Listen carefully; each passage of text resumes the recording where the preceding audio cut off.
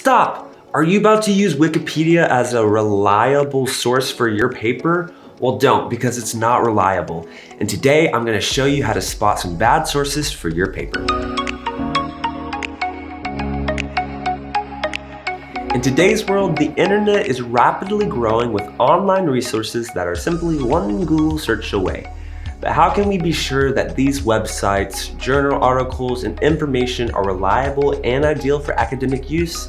Well, I'm here to equip you with some knowledge that can help you spot some red flags. First tip is simple. Check the domain. Is it .edu, .gov, .mil, .org? These are all good, reliable sources versus .com websites. A little background for those who may not know what all of this .so and so stands for. Well, .edu stands for educational, .gov stands for government, .mil stands for military, and .org stands for organizational or nonprofit.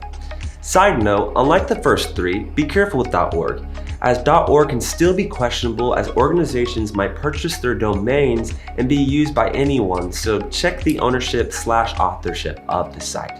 And finally, .com stands for commercial.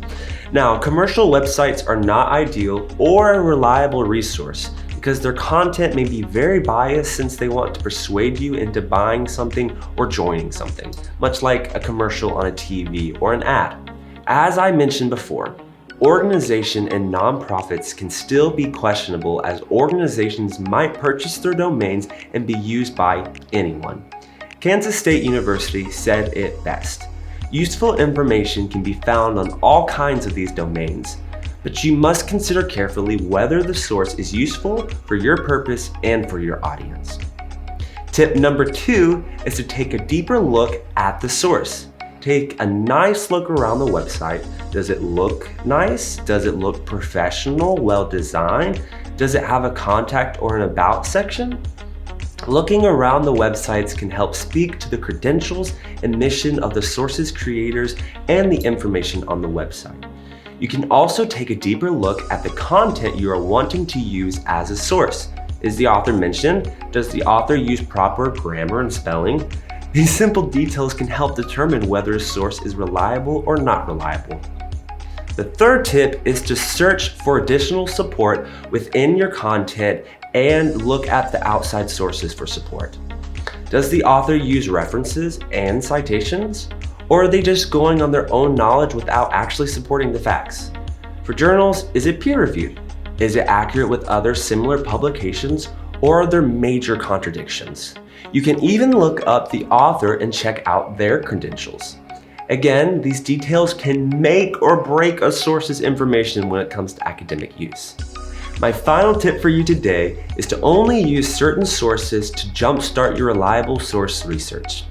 Like I said before, Wikipedia is not reliable or an ideal resource, but it can be used to jumpstart your research if you need more background or for your given topic.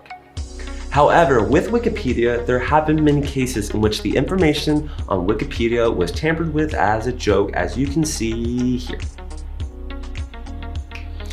So, as tip number 3 states, search for additional support as well. Ads or social media content are also not reliable sources, but they can be used to jumpstart your actual research. Pro tip, if you are ever worried or unsure about a source, you can always ask a librarian to evaluate and help you. There are many avenues and resources accessible to us in today's world, and I hope these 4 tips will help you find the right sources for your papers or any academic needs you encounter. As always, here at Manny University, we strive to educate, equip, and empower our students in both their educational lives as well as their spiritual callings. Now, I gotta go find some good sources to write a 10-page paper.